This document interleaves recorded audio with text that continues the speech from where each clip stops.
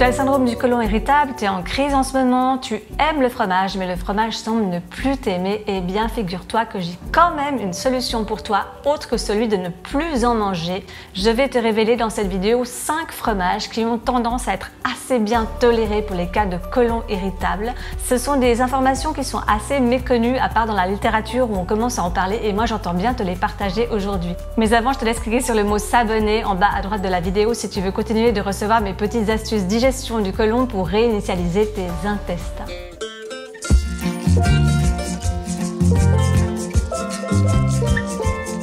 Bienvenue sur la chaîne du côlon vacances, moi c'est Lara, je suis nutrithérapeute et je travaille dans un cabinet médical ainsi qu'en visio. Je suis là aujourd'hui pour t'apprendre à accorder du répit à ton côlon même quand tu manges du fromage. On va voir lesquels dans un instant. À part ça, si tu n'as pas le temps de regarder cette vidéo en entier, je te conseille d'accéder directement au résumé en déplaçant ton curseur jusqu'à la fin de cette vidéo. Alors moi j'ai une bonne nouvelle pour toi parce que finalement on parle toujours de ce qu'on ne peut pas manger, ce qu'on doit éviter.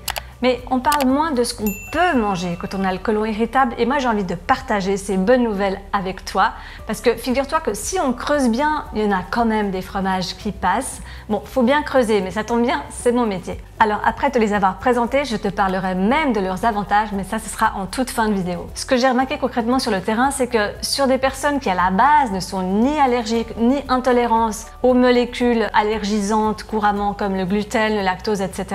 Eh bien il se trouve que lorsqu'elles sont en crise de syndrome du côlon irritable, eh bien, tout à coup elles sont beaucoup plus sensibles à ce genre de molécules comme si elles étaient intolérantes. Alors du coup ces personnes commencent à manger sans gluten et puis ensuite elles commencent à manger aussi sans lactose, puis ensuite elles se rendent compte qu'il faut qu'elles mangent sans FODMAP.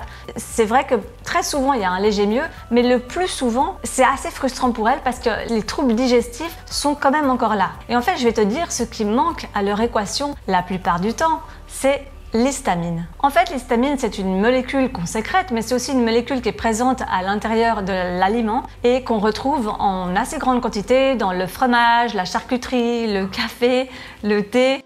Oui, je sais, plein de choses chouettes. Le poisson, la viande. Chez les personnes qui sont saines, c'est-à-dire hors crise, il y a une enzyme qui s'appelle la DAO qui va s'occuper de décomposer l'histamine, mais chez des personnes qui sont en crise, il y a comme un espèce de chenille en fait à l'intérieur du ventre. Et ça se passe pas comme prévu. L'histamine que le corps va sécréter parce qu'il est sur la défensive face à ces aliments suspects sert en fait à stériliser ces aliments qui sont suspectés d'être ou bien trop pourris, ou bien trop transformés, ou bien trop fermentés. Donc en fait le côlon irritable, il est sur la défensive constamment avec ces aliments chargés d'histamine et en plus il sécrète lui-même de l'histamine, donc c'est vraiment un suremballement. Et concrètement, quels sont les symptômes de l'histamine? Eh bien c'est des symptômes qui sont apparentés à des symptômes d'allergie, sauf que dans le cas du côlon irritable ce n'est pas une allergie, ça peut simplement être une saturation d'histamine ou une intolérance provisoire. Et les symptômes que ça génère typiquement ce sont déjà des diarrhées, ça peut être aussi des écoulements nasaux. Il y a plein de personnes qui se plaignent en continu d'avoir le nez un peu congestionné,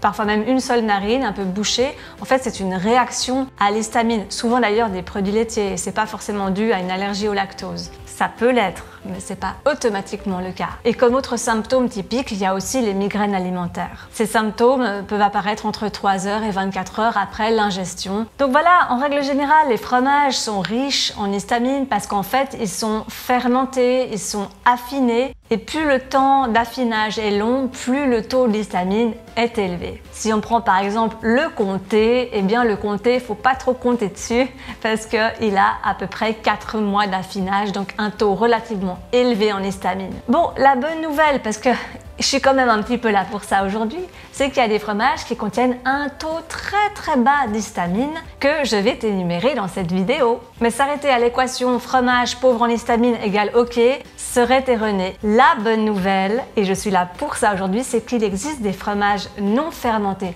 Mais si encore l'équation ne tenait qu'à l'histamine, ce serait trop simple. Non, moi je t'ai concocté une liste de fromages dont j'ai croisé les données pour que d'un côté ils soient pauvre en histamine, de l'autre pauvre en lactose et de l'autre pauvre en graisse, c'est-à-dire plus précisément en acide palmitique.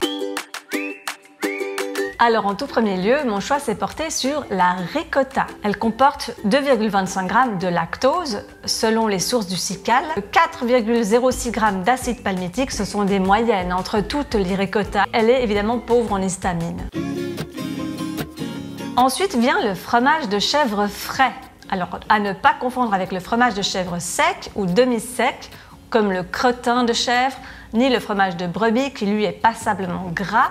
Le fromage de chèvre frais, lactose 1,15 g, acide palmitique 4,78 g et histamine, pauvre en histamine. Ensuite vient le fromage de chèvre à tartiner, comme par exemple le chavou. Alors au niveau du lactose, il y a 1,78 g, au niveau de l'acide palmitique 3,13 g et au niveau de l'histamine, pauvre en histamine.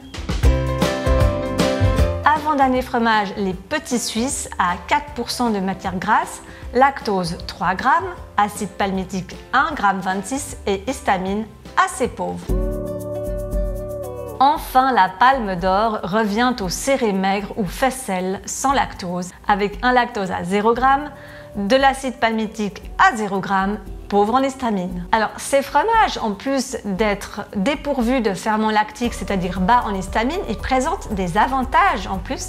C'est que, premièrement, ils sont riches en calcium, plus que les autres, et puis sont riches en vitamine A et en vitamine D. Or, lorsqu'on a les intestins sensibles, on a un besoin accru en vitamine D. Cela dit, certaines de mes patientes, il est arrivé qu'elles supportent par exemple le gruyère à condition qu'il soit consommé en toute petite quantité, pas plus qu'un morceau par jour. Je dis ça, je dis rien. Tu remarqueras par la même occasion que la mozzarella ne fait pas partie de ma liste parce qu'elle a beau être pauvre en histamine, et en lactose, elle contient quand même de l'acide palmitique. Après, il y a une manière d'augmenter le taux d'histamine qu'il faudrait vraiment éviter. Sur le terrain, j'ai constaté que lorsqu'on fait cuire son fromage, lorsqu'on le fait fondre ou gratiner, ça augmente d'un côté le taux d'histamine et en plus, ça fait enfler le bas-ventre. Donc potentiellement pas un très bon signe. Pour cette raison-là, la méthode Petit Lara recommande de stopper l'usage du four le temps de la crise. Bon, on passe au chapitre des 2 bonnes nouvelles qui viennent clôturer cette vidéo. Alors la première, c'est que si tu as en ce moment une sensibilité à l'histamine, sache que ce n'est que passager. Ce n'est pas un régime sans histamine que tu dois adopter à vie, mais le temps de la crise, le temps que ton côlon qui est sur la défensive en ce moment puisse se rassembler et se retaper un peu, fournis-lui de la nourriture hyper digeste, envoie-le en vacances, comme je dis, avec la méthode Petit Lara et tu verras qu'il s'en portera d'autant mieux et d'autant plus vite. La deuxième bonne nouvelle, c'est qu'apparemment la vitamine C soulagerait les symptômes inhérents aux troubles liés à l'histamine. En revanche, c'est un tout petit peu controversé pour les personnes qui ont un dysfonctionnement avec la DAO qui est censée décomposer l'histamine. Pour celles-là, elles peuvent s'abstenir de se supplémenter en vitamine C. Alors choisis bien ta vitamine C, demande autour de toi, ne prends pas n'importe quelle vitamine C en grande surface, va au moins renseigne-toi sur un laboratoire. Si tu cherches un laboratoire de confiance, je te mettrai en lien dans la description de la vidéo celui pour la vitamine C. C'est un médecin qui m'avait recommandé ce laboratoire qui lui-même prenait de la vitamine C à forte dose depuis les années 1980 et la formule n'avait pas changé. Donc pour cette raison-là, je lui fais confiance et moi-même, je la recommande aux autres. Bon allez, prends bien soin de toi, accorde du répit à ton côlon et je te laisse visionner le petit résumé que j'ai concocté.